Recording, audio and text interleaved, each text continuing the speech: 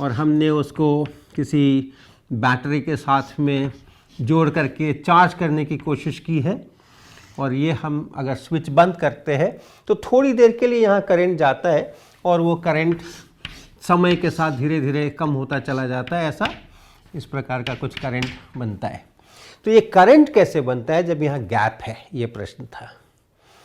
और उसके उत्तर में हमने ये बताया था कि चूंकि यहाँ पे हमें पोटेंशियल डिफरेंस है और यही पोटेंशियल डिफरेंस यहाँ भी होना चाहिए अगर ये कनेक्टेड हो, और शुरुआत में यहाँ कोई पोटेंशियल डिफरेंस नहीं है, तो इतना पोटेंशियल डिफरेंस यहाँ क्रिएट होने के लिए कुछ चार्ज यहाँ आना पड़ेगा इस प्लेट के ऊपर और इस प्लेट के ऊपर, ताकि Q बराबर CV के अनुसार ये पोटेंशियल डिफरेंस बराबर हो जाए, तब ये चार्ज हो जाएगा, फुल्ली चार्ज हो जाएगा। लेकिन इतना आवेश अगर आना है, अगर यहाँ से इतना आवेश इसको मिलना है या यहाँ से इतना आवेश इसको मिलना है, जब हम सर्किट कंप्लीट यहाँ से जोड़ देंगे, तो उस आने के लिए जब आवेश बहेगा तो धारा आएगी, करंट आएगा। यहाँ पे जब आवेश बहेगा तो धारा आएगी, करंट आएगी। अगर हमने यहाँ मीटर लगा दिया तो वो पढ़ेगा कि कितने एम्पियर का करंट आ रहा है, यहाँ लगा देंगे तो पढ़ेगा कि कितने एम्पियर का करंट आ रहा है। तो एसेंशियली वो इसलिए करंट है क्योंकि अगर हम पॉजिटिव चार्जेस के टर्म्स में बात करें तो यहाँ से चार्जेस चल करके यहाँ पहुँच रहे हैं और नेगेटिव चार्जेस यहाँ से चल करके यहाँ पहुँच रहे हैं। या अगर हम इलेक्ट्रॉन्स में बात करें तो यहाँ से चल करके इलेक्ट्रॉन्स यहाँ पहुँच के यहाँ जमा हो रहे हैं और यहाँ से इलेक्ट्रॉन्स निकल करके यहाँ से आ करके यहाँ इसमें घुस रहे हैं। तो इस प्रकार से यहाँ प्लस Q माइनस Q आवेश बन रहे हैं और ऐसे ये करंट बन रहा है। इस वीडियो के जो दर्शक हैं उनमें से बहुत सारे लोगों ने ये कमेंट्स लिखा है कि सर डिस्प्लेसमेंट करंट का क्या होगा और डिस्प्लेसमेंट करंट की चर्चा क्यों नहीं हो रही है। यहाँ तो डिस्प्लेसमेंट करंट भी है और इस तरीके से वो सर्किट कंप्लीट है वगैरह वगैरह सब कुछ आ रहा है। तो आज इस वीडियो में मैं थोड़ा डिस्प्लेसमेंट करंट के बारे में बात करना चाहूँगा। तो सबसे पहले हम इसको देखें कि जो फिनोमेना है, जो प्रकृति में कुछ हो रहे हैं चीज़ें, वो कुछ नियमों के अनुसार हो रही हैं और उन नियमों को हम लोग फिज़िक्स के लॉज कहते हैं। और उन नियमों को समझने जानने के लिए हमने एक डिक्शनरी तैयार की है, एक वोकैबुलरी तैयार की है, एक शब्दावली तैयार की है। हमने कुछ शब्द बनाए हैं और उनके कुछ अर्थ लिए हैं ताकि हम कम्युनिकेट कर सकें, हम उसको लिख सकें, हम उसको पढ़ सकें, एक दूसरे के साथ हम बात कर सकें। तो उसी में एक शब्द है इलेक्ट्रिक करंट। इलेक्ट्रिक करंट यानी धारा, विद्युत धारा क्या है, हमने किस चीज़ के लिए ये शब्द गढ़ा है, किस चीज़ के लिए हमने ये बनाया है टर्म इलेक्ट्रिक करंट, किसको कहते हैं। तो हम कहते हैं जब आवेश चलता है, इलेक्ट्रिक चार्ज जब चलता है, एक जगह से दूसरे जगह से चलता है, तो उसके जो रेट है, rate of flow of charge, इसको कहते हैं हम ये धारा। इलेक्ट्रिक करंट हम कहते हैं कि चार्जेस फ्लो होने चाहिए तब ये करंट है, और किस रेट से चार्ज फ्लो हो रहा है उसको हम उस करंट का मैग्नीट्यूड बोलते हैं I, dq dt। dt समय में अगर कहीं आपने कहा इतनी दूर में से करंट जा रहा है, ऐसे इधर से इधर आवेश जो है सो ऐसे चल रहे हैं, या ऋण आवेश हैं तो उधर से इधर आ रहे हैं, तो कितने समय में कितना आवेश इस पार से उस पार गया है, dq बाई dt, उसको हम करंट कहते हैं। ये नाम हमने दिया है, ये प्रकृति का नियम नहीं है कि इसको या धारा बोलना पड़ेगा, लेकिन ये हमने नाम दिया और अब हम उस पर स्टिक करते हैं। तो अगर हम यहाँ देखते हैं इस बीच में, तो कोई आवेश का बहाव नहीं है, कोई आवेश यहाँ से यहाँ नहीं जा रहा है, यहाँ से यहाँ नहीं जा रहा है, यहाँ से यहाँ नहीं जा रहा है, यहाँ से यहाँ नहीं जा रहा है। तो यहाँ कोई भी धारा नहीं है। जो जिस धारा को हम यहाँ बोल रहे हैं विद्युत धारा, वो यहाँ पर नहीं है। विद्युत धारा यहाँ पर है, विद्युत धारा यहाँ पर है, लेकिन विद्युत धारा यहाँ पर नहीं है। फिर हमने एक दूसरा शब्द भी इस्तेमाल किया है और वो दूसरा शब्द है डिस्प्लेसमेंट करंट। ये अलग चीज है। अब इसको भी हम करंट कहते हैं, लेकिन ये दूसरा करंट है। इसका जो पीछे एडजेक्टिव लगा हुआ है, इसके कारण से ये दूसरा टर्म बन गया, ये दूसरा शब्द बन गया है और इसका एक बहुत अलग अर्थ है। जो यहां अर्थ है उससे इसका अर्थ बहुत अलग है। क्या है? अब ऐसा है कि अगर इलेक्ट्रिक फील्ड, अब इलेक्ट्रिक फील्ड की बात हो रही है, विद्युतीय क्षेत्र की बात हो रही है, जो इलेक्ट्रिक फील्ड है वो अगर समय के साथ बदलता है, किसी जगह पे मान लीजिए हम इसकी बात कर रहे हैं, इतने क्रॉस सेक्शन की बात कर रहे हैं, जैसे यहाँ हमने क्रॉस सेक्शन की बात की, ऐसे ही हम इतने क्रॉस सेक्शन की बात कर रहे हैं और किसी पॉइंट पर आ जाते हैं, इस पॉइंट पर आ जाते हैं, तो यहाँ एक इलेक्ट्रिक फील्ड है, किसी कारण से यहाँ एक इलेक्ट्रिक फील्ड है और उस इलेक्ट्रिक फील्ड में समय के साथ परिवर्तन भी हो रहा है। तो हम एक dE/dt की बात कर सकते हैं, rate of change of electric field here as a function of time. ध्यान रखिएगा, समय के साथ यहां पर इलेक्ट्रिक फील्ड बदल रहा है क्या? अगर बदल रहा है तो हम एक ये क्वांटिटी बनाते हैं एप्सिलॉन नॉट dE/dt और इसको हम कहते हैं displacement current density. Displacement current density at this point, जहां पर का इलेक्ट्रिक फील्ड में देख रहा हूं, जहां पर के इलेक्ट्रिक फील्ड में परिवर्तन को मैं देख रहा हूं, उस पॉइंट पर ये डिस्प्लेसमेंट करंट डेंसिटी कहलाती है। और इसको जब मैं एरिया से मल्टीप्लाई कर दूं, अगर सभी जगह एक जैसी डेंसिटी है तो इस पूरे एरिया से इसको अगर मैं मल्टीप्लाई कर दूं, उस एरिया से भी गुणा कर दीजिए, ये जो चीज़ है इसको हम लोग कहते हैं displacement current through this area. अब इस क्वांटिटी में और इस क्वांटिटी में सीधा संबंध नजर नहीं आता है। यहां पर है कि चार्जेस को फ्लो होना चाहिए, यहां है कि इलेक्ट्रिक फील्ड को टाइम के साथ चेंज होना चाहिए। कुछ भी फ्लो नहीं हो रहा है, कुछ भी फ्लो नहीं हो रहा है, यहां से वहां कुछ भी नहीं जा रहा है। यहां पर तो यहां से वहां जा रही हैं चीजें। अगर वायर है और वायर के अंदर में करंट है तो यहां पर जो चार्ज है वो यहां पहुंच रहा है, चल रहा है। लेकिन यहां देखें आप, इसमें तो कुछ भी चलने की बात नहीं हो रही है, समय के साथ इलेक्ट्रिक फील्ड के बदलने की बात हो रही है। यहां अगर देखें, हम इसको देखें तो जैसे जैसे चार्ज बिल्टअप हो रहा है, जैसे जैसे शुरू में शून्य चार्ज था, अब चार्ज आने शुरू हुए, धीरे धीरे करके वो Q तक पहुंच गए और उसके बाद स्थिर हो गए। इस दौरान क्या हो रहा है? यहाँ पे चार्ज बढ़ रहा है, यहाँ पे नेगेटिव चार्ज बढ़ रहा है। बीच में अगर कोई पॉइंट में लूँ तो यहाँ पे इलेक्ट्रिक फील्ड है और वो इलेक्ट्रिक फील्ड हम बता सकते हैं कि कितना है, Q/A, ये सिग्मा हो गया बाय एप्सिलॉन नॉट, इतना यहाँ पे इलेक्ट्रिक फील्ड है।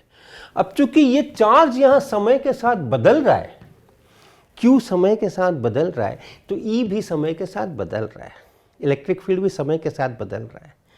तो अगर समय के साथ बदल रहा है तो हाँ, यहाँ पर डिस्प्लेसमेंट करंट है, बिल्कुल डिस्प्लेसमेंट करंट है।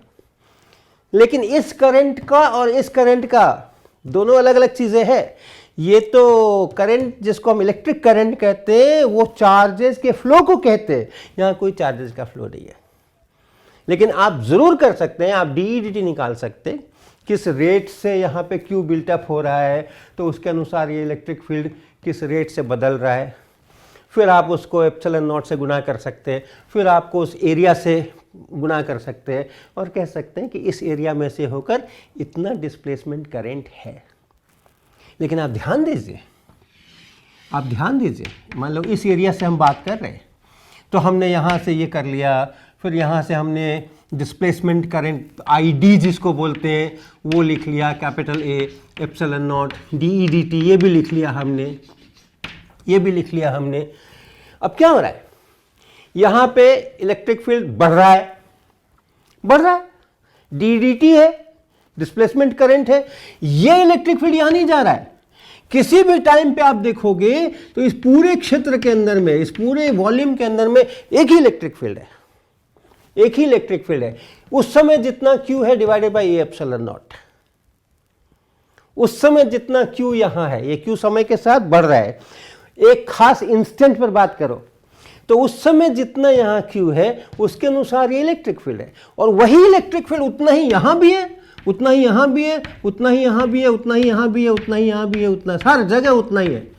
और जब समय बदला तो ये भी बढ़ गया, ये भी बढ़ गया, ये भी बढ़ गया, ये भी बढ़ गया, ये भी बढ़ गया, ये भी बढ़ गया, ये भी बढ़ गया, सब कुछ बढ़ गया। एक साथ सारे इलेक्ट्रिक फील्ड एक साथ बढ़ गए और बढ़ गए और बढ़ गए और बढ़ गए, और बढ़ने की जो रेट है उसके अनुसार यहां पे आप आईडी कैलकुलेट कर सकते हो। Nothing is flowing from left to right, electric field is also not flowing. कोई यहां से चल के यहां कुछ नहीं जा रहा है, इलेक्ट्रिक फील्ड भी नहीं जा रहा है, कुछ भी नहीं जा रहा है, ये यहीं का यहीं इसमें परिवर्तन हो रहा है। तो डिस्प्लेसमेंट करंट का नेचर और जिसको हम इलेक्ट्रिक करंट कहते हैं उसका नेचर बिल्कुल अलग है। यहां आप एमीटर लगा दो, कुछ नहीं आने वाला है। यहां एमीटर लगा दो, कुछ नहीं आने वाला है। एमीटर से होकर कुछ भी नहीं बहने वाला है, यही नहीं बह रहा है, यहां पे तो बह रहा है। उसके रास्ते में एमीटर लगाएंगे तो वो इसमें से होकर के बहेगा, यहां कुछ नहीं बह रहा है। तो वो एक अलग विषय है डिस्प्लेसमेंट करंट का, और इलेक्ट्रिक करंट का जो विषय है वो बिल्कुल अलग है। अब आप सवाल पूछो कि फिर जब नाम दे रहे थे, नामकरण जब कर रहे थे, तो ये करंट लगाने का क्या जरूरत था, इतना कंफ्यूजन कराने का क्या जरूरत था? इसको भी करंट बोला, इसको भी करंट बोला, जब दोनों बिल्कुल अलग अलग चीजें थी तो इसको करंट क्यों बोला? तो उसके पीछे बहुत बड़ी सी फिजिक्स है, बहुत प्यारी सी फिजिक्स है, बहुत रोचक सी फिजिक्स है। क्या कि एक करंट अगर है, करंट, जब मैं करंट बोलूं तो हमेशा यही वाला करंट बोलूंगा, केवल करंट बोलूं तो यही वाला करंट है वो। अगर मुझे डिस्प्लेसमेंट करंट की बात करनी होगी तो मैं बोलूंगा डिस्प्लेसमेंट करंट एक्सप्लिसिटली, और कहीं आपको केवल करंट दिखाई पड़े इलेक्ट्रिसिटी मैग्नेटिज्म में तो वो यही वाला करंट हमेशा बोला जाता है। तो ये करंट हर जगह पे एक मैग्नेटिक फील्ड पैदा करता है बी, और उसके कुछ अपना बैट सेवर्ट लॉ ये सब नियम है। अब क्या होता है कि आप करंट से तो मैग्नेटिक फील्ड पैदा कर ही सकते हो, और मैग्नेटिक फील्ड पैदा करने का एक और भी तरीका है। अगर इलेक्ट्रिक फील्ड समय के साथ चेंज हो रहा है, इलेक्ट्रिक फील्ड अगर समय के साथ चेंज हो रहा है, changing electric field also produces magnetic field. Changing electric field produces magnetic field।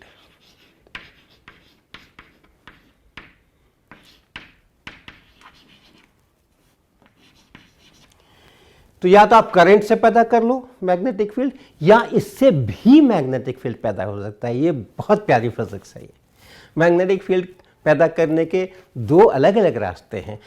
आवेश बहा दो, मैग्नेटिक फील्ड मिलेगा। इलेक्ट्रिक फील्ड को टाइम के साथ चेंज करो, फिर भी मैग्नेटिक फील्ड मिलेगा। और चूंकि ये रिश्ता है थोड़ा सा, चेंजिंग इलेक्ट्रिक फील्ड में आ गए तो फिर आप डी डी टी की बात कर रहे हो। जब डी डी टी की बात कर रहे हो तो आप एप्सिलॉन नॉट से मल्टीप्लाई कर दो, ए से मल्टीप्लाई कर दो। ये भी मैग्नेटिक फील्ड पैदा करता है और ये भी मैग्नेटिक फील्ड पैदा करता है। और फिर कुछ नियम कानून है कि ये कितना करेगा, ये कितना करेगा। तो इस कारण से ये जो प्रॉपर्टी सेम है, बहुत सारी प्रॉपर्टीज होती है, ये वाली प्रॉपर्टी सेम है। एक इलेक्ट्रिक फील्ड अगर समय के साथ बदल रहा है तो वो अपने आसपास के क्षेत्र में मैग्नेटिक फील्ड पैदा करता है। एक करंट अगर किसी तार से कहीं से बह रहा है तो वो अपने आसपास के क्षेत्र में मैग्नेटिक फील्ड पैदा करता है। कॉमन प्रॉपर्टी है। चीजें दो अलग अलग है। इलेक्ट्रिक करंट अलग चीज है, चेंजिंग मैग्नेटिक फील्ड्स अलग चीज है। लेकिन दोनों ही मैग्नेटिक फील्ड पैदा करते हैं। इसलिए इसका नाम करंट दिया गया है, डिस्प्लेसमेंट करंट दिया गया है। और आपने फैराडेज लॉ में भी ऐसा ही कुछ पढ़ा होगा, आपने फैराडे लॉ में भी ऐसा ही कुछ पढ़ा होगा कि जो चेंजिंग मैग्नेटिक फील्ड होते हैं वो भी इलेक्ट्रिक फील्ड पैदा करते हैं, राइट। फैराडे लॉ में आपने यही पढ़ा होगा, जैसे यहां मैंने लिखा changing electric field produces magnetic field, उसी प्रकार से चेंजिंग मैग्नेटिक फील्ड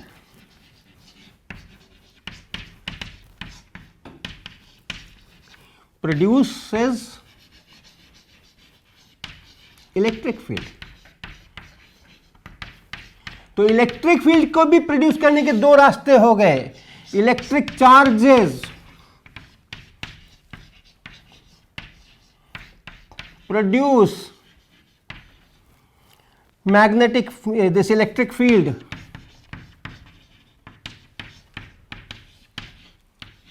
ये देखिए इलेक्ट्रिक फील्ड प्रोड्यूस करने के लिए कुछ नहीं, एक इलेक्ट्रिक चार्ज कहीं पर रख दीजिए Q और सब जगह इलेक्ट्रिक फील्ड पैदा हो गया। तो इलेक्ट्रिक फील्ड प्रोड्यूस करने का एक रास्ता है कि चार्जेस रख दीजिए, और दूसरा रास्ता है कि चार्जेस को छोड़िए, मैग्नेटिक फील्ड लाइए, एक मैग्नेट पकड़ लीजिए, मैग्नेटिक फील्ड आ जाएगा, मैग्नेट घुमाइए, हिलाइए डुलाइए, तो मैग्नेटिक फील्ड चेंज करेगा, इलेक्ट्रिक फील्ड बन जाएगी। लेकिन दोनों एकदम अलग अलग चीजें हैं, एक आवेश, एक इलेक्ट्रिक चार्ज और एक मैग्नेटिक फील्ड जो चेंज कर रहा है, दोनों एकदम अलग अलग चीजें हैं, कॉमन प्रॉपर्टी है, दोनों ही इलेक्ट्रिक फील्ड प्रोड्यूस कर रहे हैं। उसी प्रकार से इलेक्ट्रिक करंट और डिस्प्लेसमेंट करंट दोनों बिल्कुल अलग अलग चीजें हैं, जैसे यहां पर ये दोनों बिल्कुल अलग अलग चीजें हैं, लेकिन एक कॉमन प्रॉपर्टी है, दोनों ही मैग्नेटिक फील्ड पैदा करते हैं। तो नोमेनक्लेचर के समय में इसको कुछ ऐसा नाम नहीं दिया गया, लेकिन इसको एक करंट का नाम दे दिया गया, डिस्प्लेसमेंट करंट। तो वो चीज़ यहाँ पर साथ साथ है।